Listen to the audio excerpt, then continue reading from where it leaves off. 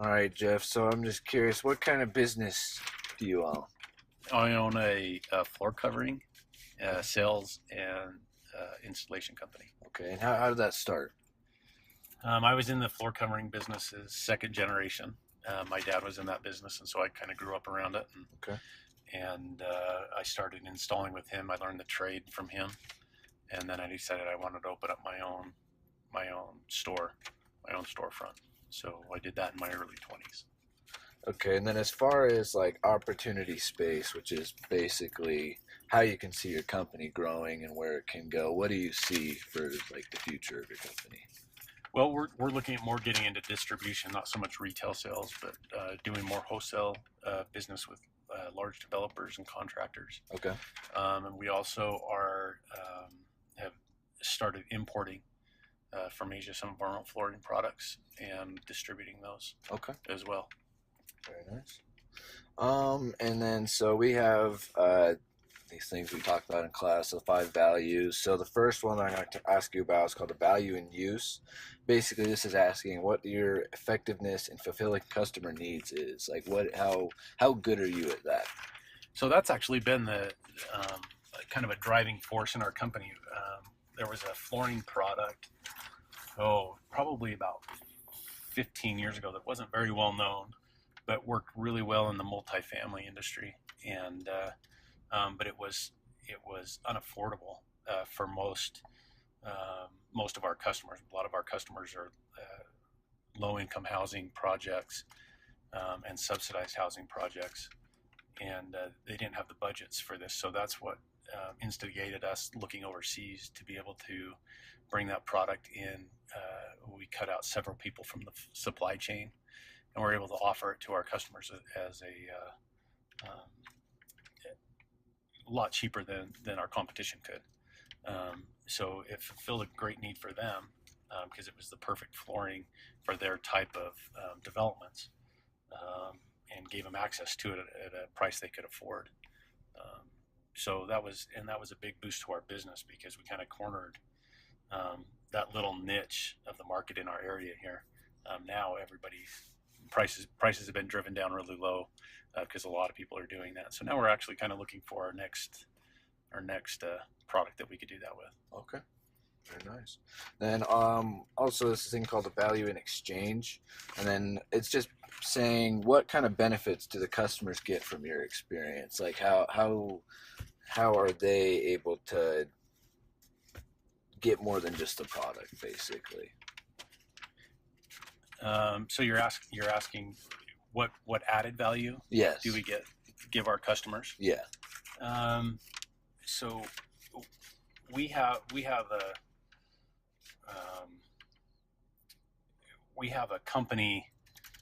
I don't know if it's really a motto, but just a sense for what our customers, the value that our customers hold to us.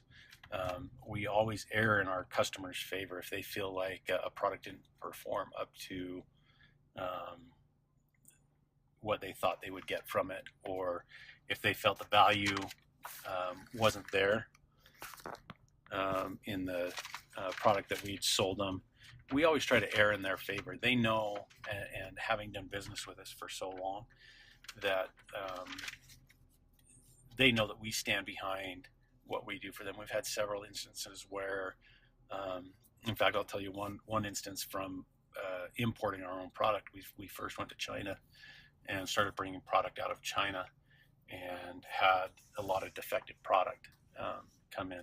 Manufacturer wouldn't stand behind the product, so we did, and it was costly. It was hundreds of thousands of dollars of replacement costs. Yeah.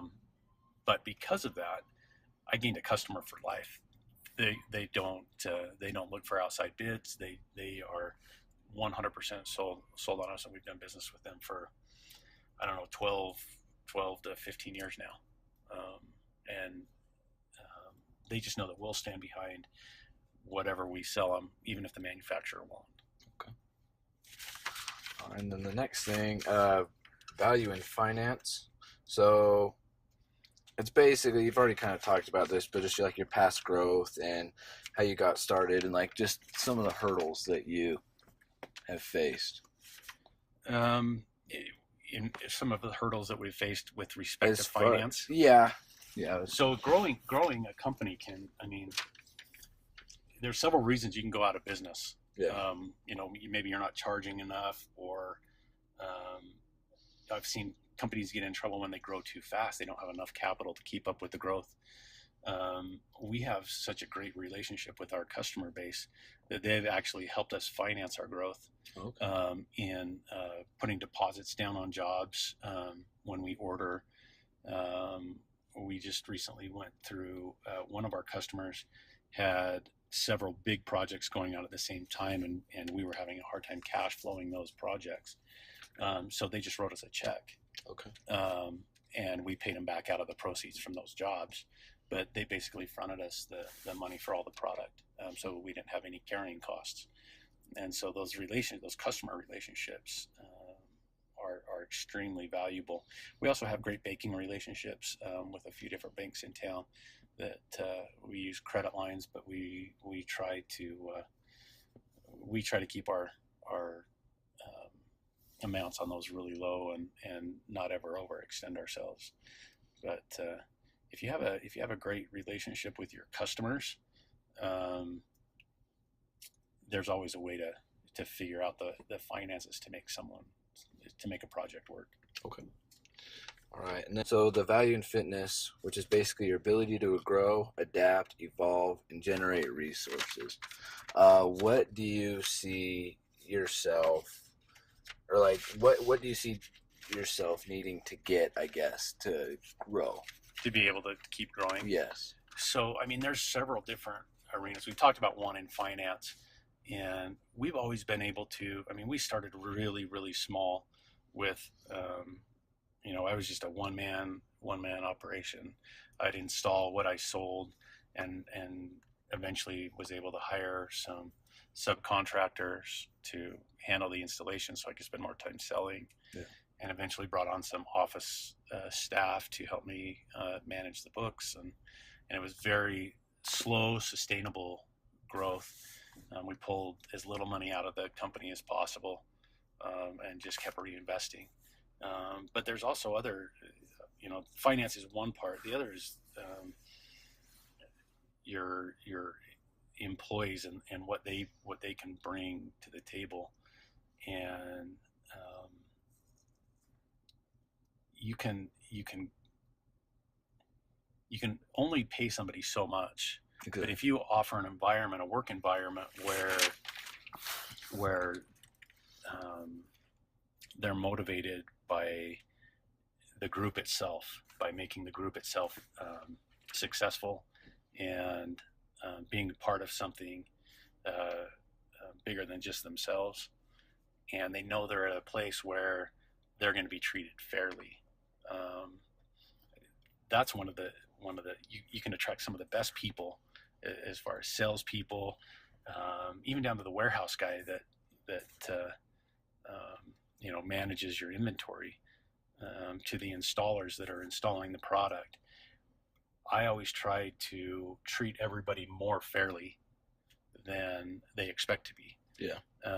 And I've been able to. We have very little turnover, and our employees, we empower them to take care of the customer. We empower them to succeed, and we don't put caps or limits on what they can make. We give them tons of flexibility. We don't have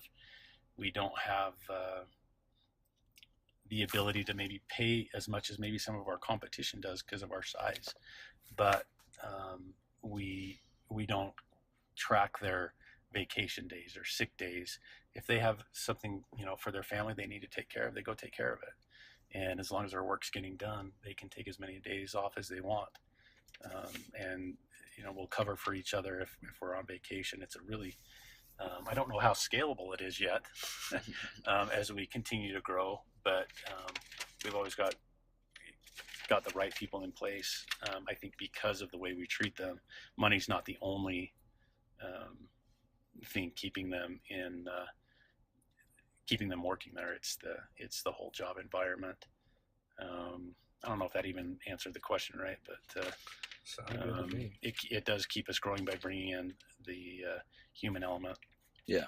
into our growth. Okay. And then so this next question is basically like your resources used and how you manage them.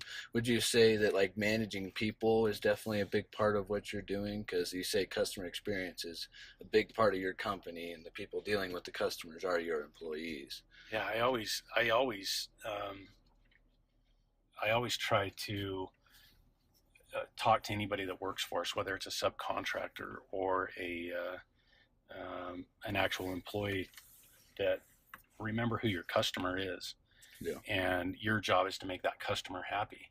And there's never really just one customer in a lot of the big projects we do. The general contractor is our customer, the developer is our customer, the apartment tenants are our customer. We have to always remember who we're there to make happy, and how that benefits us. Ask me the question one more time. So basically, what I was thinking was, so this is asking about how you manage resources, and people like your employees would be considered resources, and like managing them is got to be very integral to your business because their relationship with the customer is what helps your company. Yeah, it really is, and letting them know our expectation, letting I guess myself, being able to express to those people that work for us or with us, that at the end of the day, our company isn't necessarily just about money. The money part happens, and we have profit margins built into our product that will sustain us, but our job is to keep the customer happy and empowering our employees to make a decision on site. If there's a problem or a customer feels they're not being treated fairly, I've given permission to all of our employees to do what it takes to make them happy, whether that's a cash discount or some sort of reimbursement. There's been jobs where we haven't charged the customer at all for a job that we've done that they felt that they were unhappy with for one reason or another. And typically, people are very, very fair. They know that you can't stay in business if you're not making money, and a lot of them won't allow us not to just charge them. They'll want to share in that decision and participate with us in that. But boy, it sure goes a long way if there's not a fight, if it doesn't become an argument or something where they feel like they have to defend themselves. We go over and above in treating them more fairly, to the point that they come back and they say that they feel like they're taking advantage of us. And we want them to always feel like we're going further than we should in trying to take care of them. Okay. That goes miles in keeping a customer and gaining that new relationship and protecting that relationship. Well, thank you. And I'm just curious, any advice you'd have to give me as a budding entrepreneur? Yeah, find what you love to do, and figure out how you can turn that into a business. It's a big, huge world that has gotten a lot smaller, and you don't need to be a big, huge company, that like a Microsoft or an Apple. You take just a small percentage of the world market that we have and fulfill a need for just a small segment of that. You'll have more money than you ever need, and if you're doing something you love, you'll just have a really happy, successful life. And just concentrate on giving your customer, whoever that may be, a great experience in working with you, and and a great value for what you're providing to them. And as long as you do that, whether your growth is really fast or really small or really slow, you'll eventually get there. You just make the goal to never leave a customer unhappy. You'll continue to grow, and eventually you'll get to that goal if you just don't quit.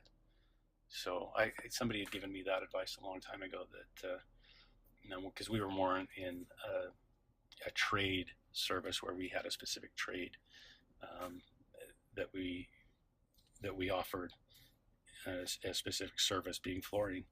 And the person told me, is just never leave anybody unhappy. Eventually your volume and your referrals and your customer base will grow large enough that you'll have the success that you want. Just don't ever leave anybody unhappy, and then you won't lose those customers or their referrals. Good. So yeah, try that. Well, I appreciate the time, and thank you.